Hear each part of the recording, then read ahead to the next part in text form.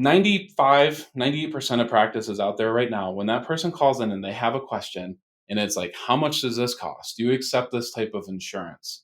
When can I get in? Right? They don't handle that person properly to book the appointment right then and there. This is Dental All Stars, where we bring you the best in dentistry on marketing, management, and training. Here's your host, Alex Nottingham.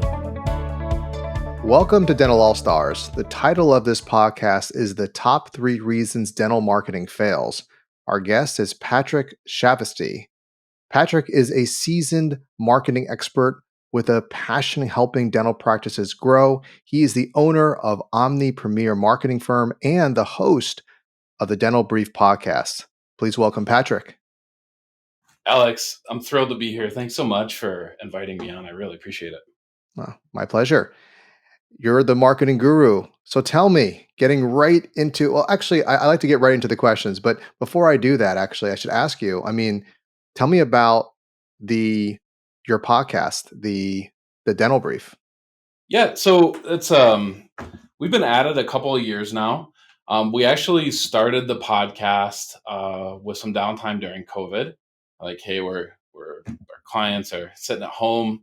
What can we do? So we actually started it as something that we put together for our clients, and then it just quickly evolved and blew up from there. I don't even know how many episodes that we've recorded. I think it's over a couple hundred. We're consistently putting out 3 episodes a week.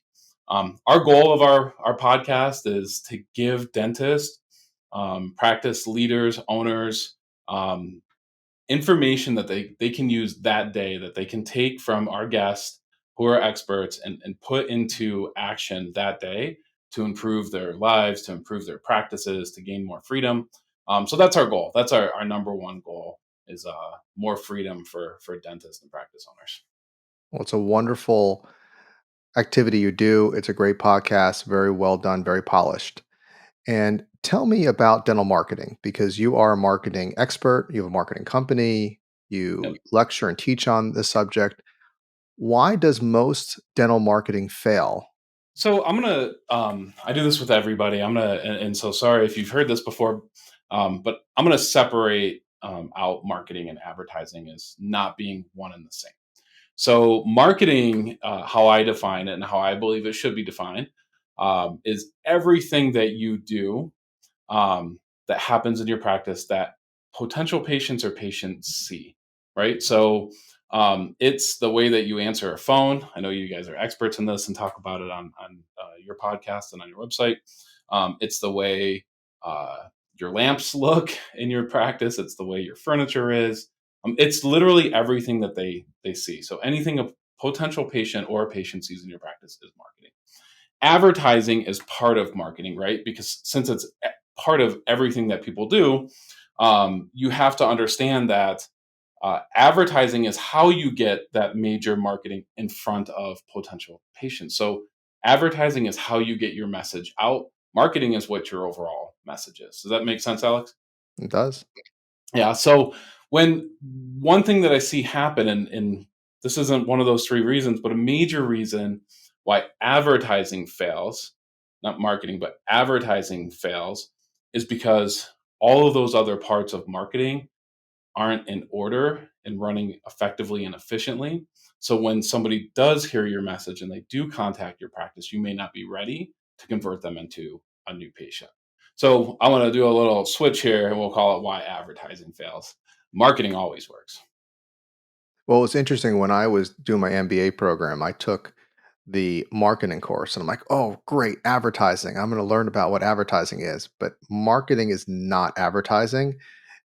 It Marketing has to do with markets. It's actually a business statistics. It's a whole framework. Now, Yep. advertising can be part of gaining market share. So you're right. The proper terminology is advertising. Marketing Yep. has to do with your positioning. Yes, we're looking at branding. It's a more strategic approach, marketing, and I think it's important.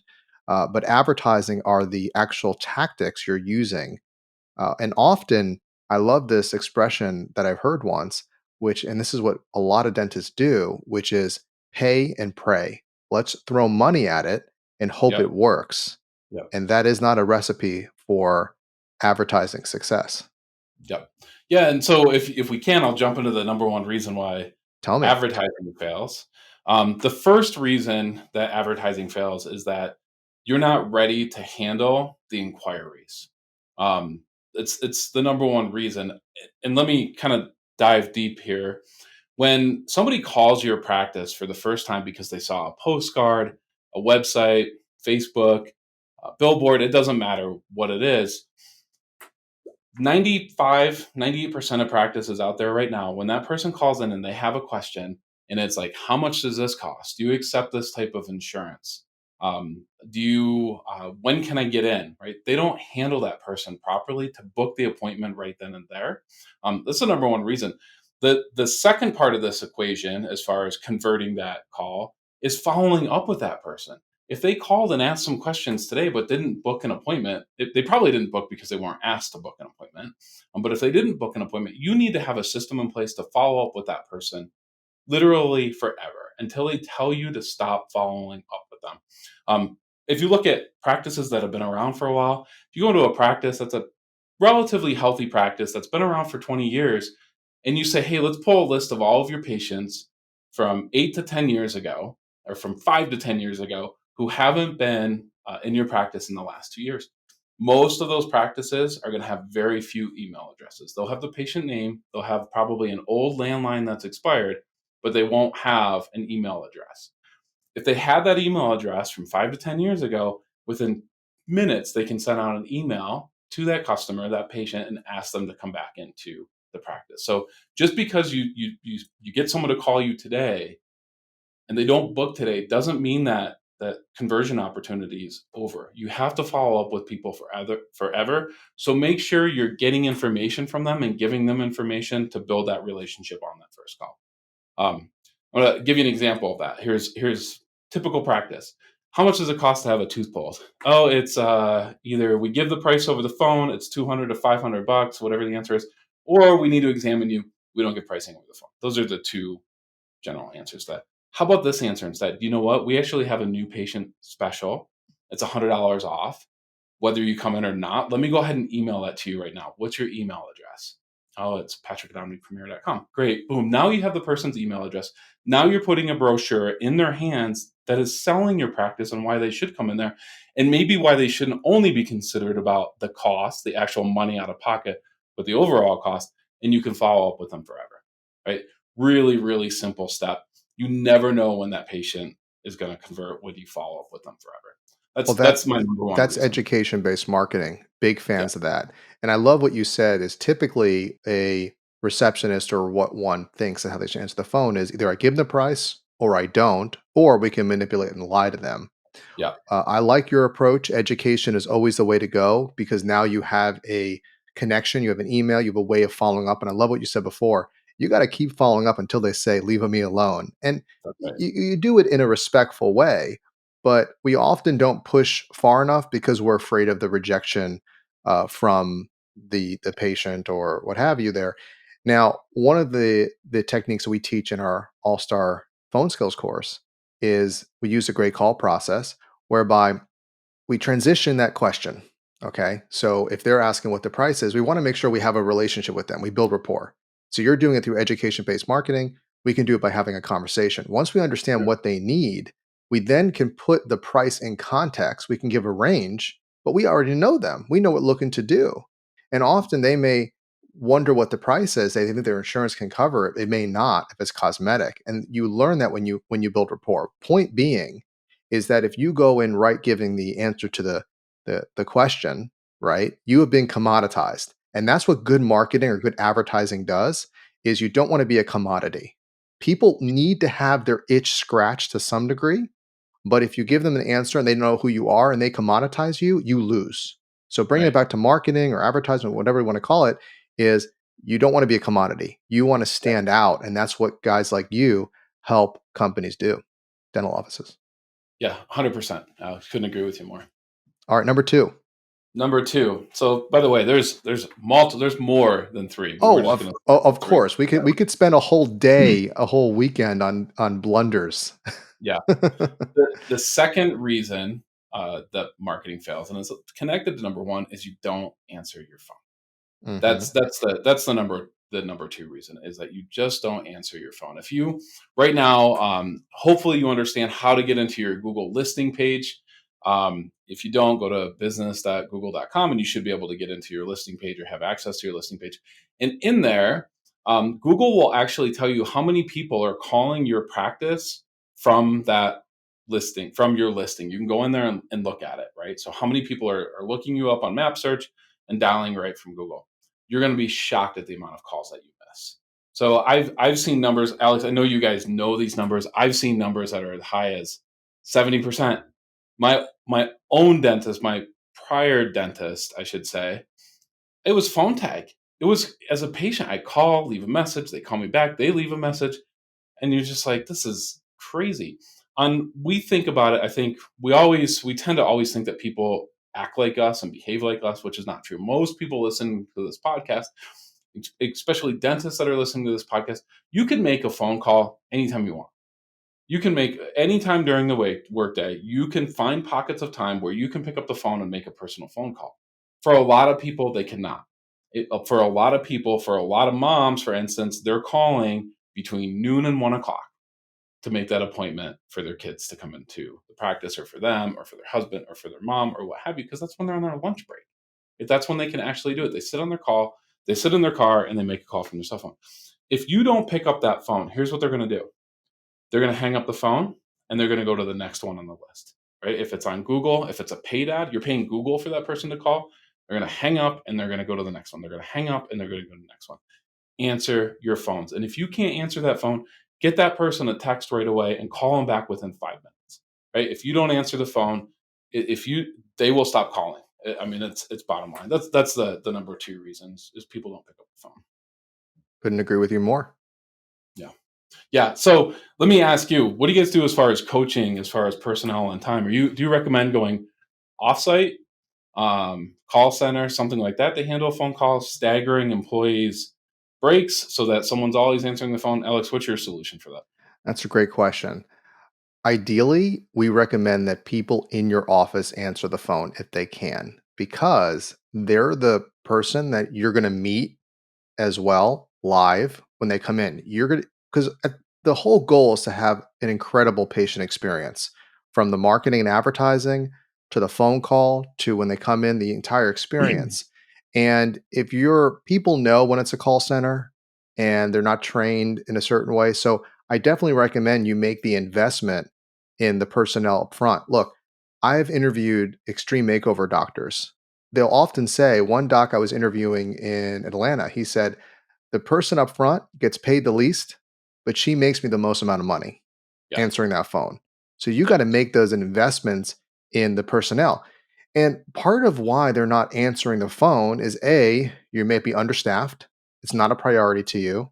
You may need 2 or 3 people up front, depending on the size of your practice, to make sure you're able to answer the phone, or you cross train other positions to be capable of creating a great phone call. Because what you and I are looking at, and we're, pulling our hair out. We don't have any left, but Right. we are going crazy because you know how much money you spent and goodwill you spent to get that phone to ring, and you don't have a star player answer the phone.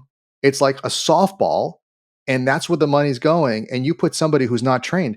And I talk about like the Ritz Carlton. They spend 90 days on phone training before somebody can answer the phone. How much time do you think a dentist typically spends on training on the front office for phone skills? Day 0. one. A- Yep. And Day one. and they don't know what they're doing. So, Yeah. I mean, I almost wish they go to voicemail if you don't know what you're doing. Look, so Yeah. I'll put it this way. If you're not willing to make that investment, get a call center. Okay. Yeah. Uh, but if you are going to make the investment, train your team and have them answer the phone. And because, man, the experience you have when you spoke to Cindy and then you come in and you see Cindy, I mean, it just becomes you look forward to coming to the dentist. They're your friends. You built Yep. rapport. Does that answer your Yep. question, Patrick? Yeah. 100%. I've actually called practices, and literally they've answered the phone dental practice. Literally, dental practice and it's always followed up with, Can you hold? "Can you hold, please?" Yeah. There's no waiting for the answer. "No, I can't hold," or "Yes, I can." You're already on hold. Outside of the reimbursement amounts, what's their biggest gripe with insurance companies? I would say the amount of time that I'm on hold, the amount of back and forth to actually connect with a person. And that goes to the same number one reason I think that most calls don't get answered is because of the amount of time the employees that handle the phones are on the phone on hold with insurance companies. If you're waiting 45 minutes to get a $30 reimbursement handled, right? And it's been seems like hours, right? 45 minutes on the phone, you're waiting on hold, and a line lights up, you're gonna be like, "Oh, I'm not gonna take this call because I'm afraid they're gonna pick up the phone while I'm gone." That could be a $40,000 full mouth case, right? That's I true. mean, That's you true. never know what that next call is going to be in the practice and how Well, much money they're going to want to come in and well, spend. it's priorities, Patrick. I Yeah, mean, I remember even at my father's office, he took some insurance, but we had somebody dedicated, my wife Heather, who teaches a phone skills course. Nobody could she had her own little corner of the office and nobody could bother her. She was always on new patient calls. yeah, Okay. And it really has to do with the priority. Look, I would rather you outsource claims, outsource the insurance stuff if you take insurance. And I know you interview often Eric Vickery, our president of coaching. In terms of outsourcing, outsource that type of stuff, the insurance stuff, or get off insurance and right. focus everything on the patient experience. You could have a dedicated new patient coordinator that just answers the phone on new patients. If it's an existing patient, if that position's open, it's fine, but somebody else can answer. But you have a new patient phone call, you better get that right. Yeah, yeah. I recommend there should be a notepad. I think with a score on every single phone call. Picking it up on the first ring is good. Second ring is bad. It's just that simple, right? And you should be going for good, good, good. Is it going to happen always? No, it's not going to happen always. But you should be shooting for that, right? One ring, one ring, one ring. Um, Number three. Number 3, let's do it. All right. So these are kind of interconnected as well, but literally the main reason that individual advertising pieces won't work is because they're not given enough time. Direct mail is an incredibly effective way to advertise your services. There's some things that you have to have in order, and people miss out on this. There has to be clear calls to action on every piece of advertising that you put out there. There has to be a reason to call today, limited amount, right? And in other words, first 20 people, first 30 people, it doesn't matter what it out. You have to limit that offer to create a sense of urgency, or people will put it off. Everybody's a procrastinator at some level or another, right? And especially if they're like, "Hey, it's been a bit since I've been to the dentist. I need to go, but you know what? The game's on, or this is going on, or what have you." Give them a reason to call you right at this moment, right on that postal piece. Make sure that you're tracking it. Have a tracking number on that. And we're going to come back to this tracking Totally number in a agree. minute.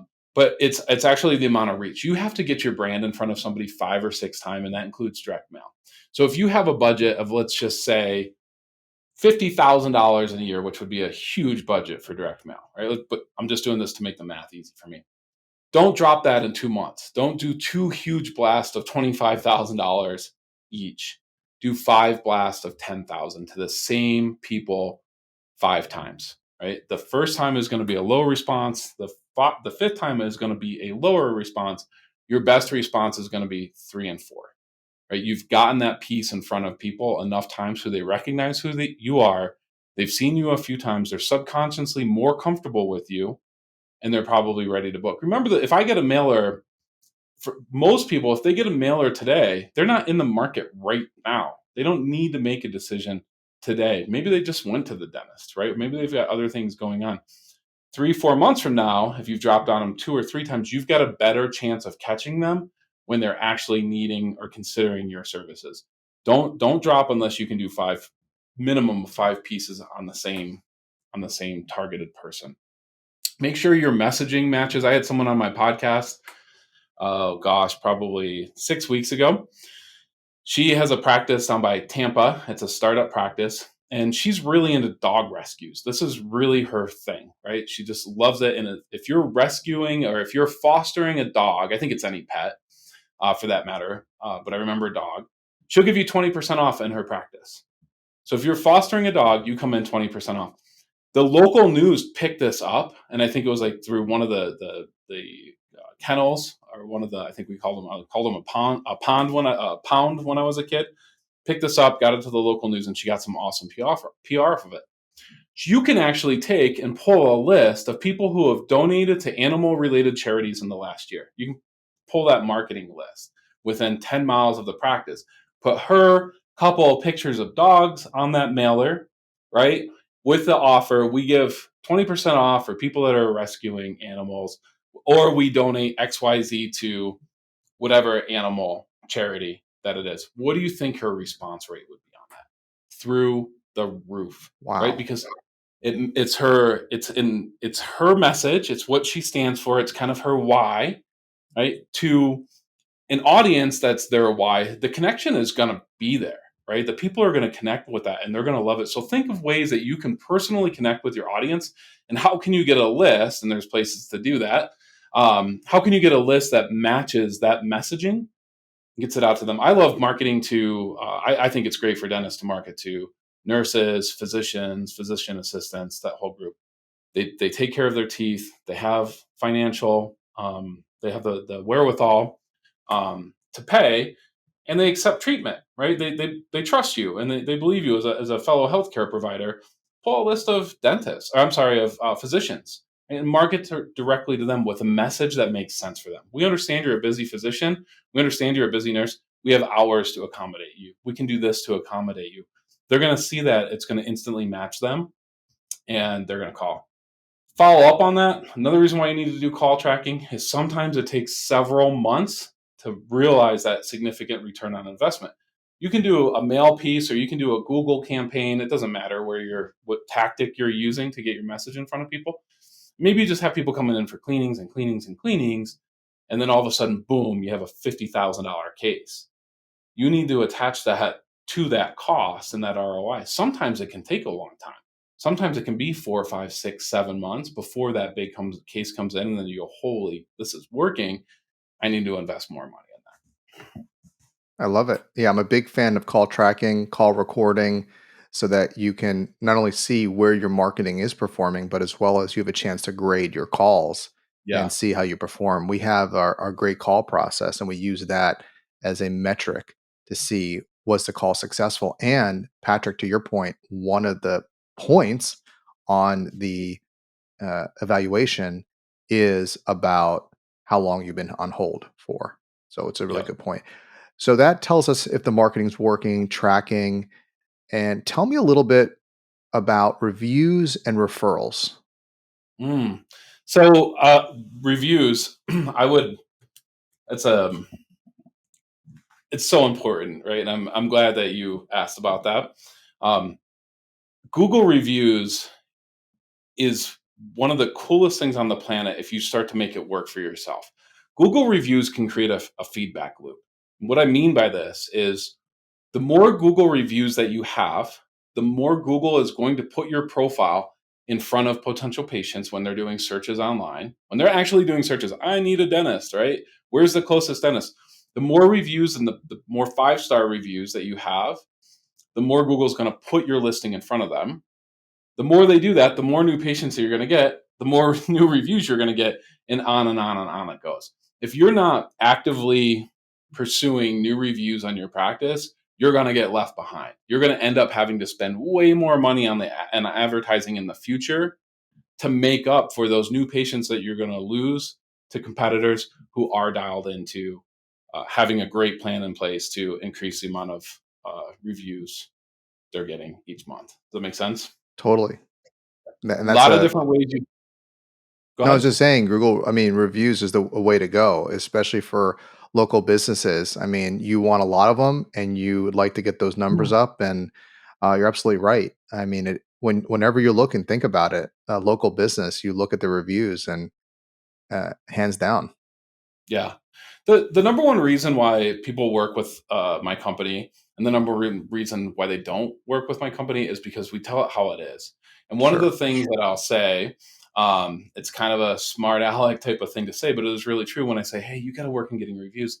And they say, oh, I really don't like asking for reviews. I really don't like doing that. I'm going, what you're telling me right now is you don't like money, right? If you don't like asking for Google reviews, you do not want a financially successful practice, in my opinion. You got to ask for them. It's so important. Ooh, you're so tough. And I think that it's important to coach hard and be straight. I'd Yep. even going more into the psychological. I mean, do you believe you can even say, do you believe enough in yourself? Do Yeah. you believe enough in yourself to get someone to do that? I Yep. mean, I think a lot of dentists, again, my father's a dentist, they feel bad. They feel uncomfortable. They, so it can be money focused, but often it's just their kind of temperament. But they need a good shaking at times.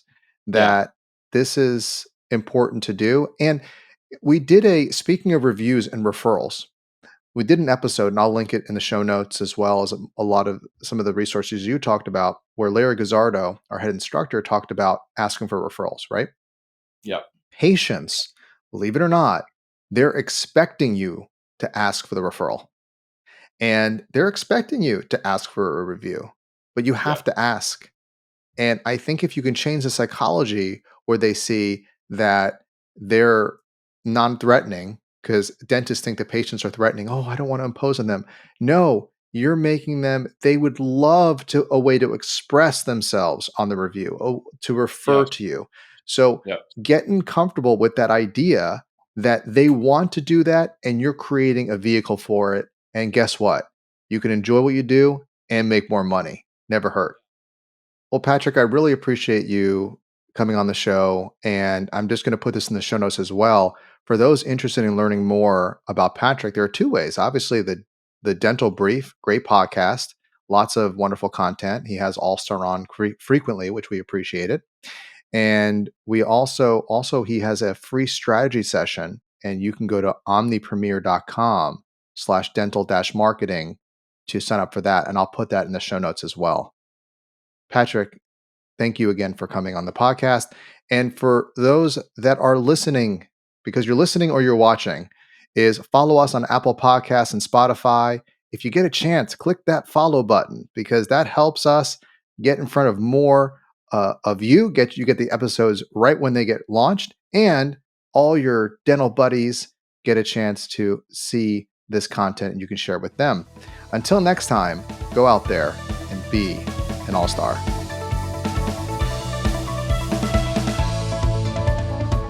We hope you enjoyed this episode of Dental All Stars. Visit us online at allstardentalacademy.com.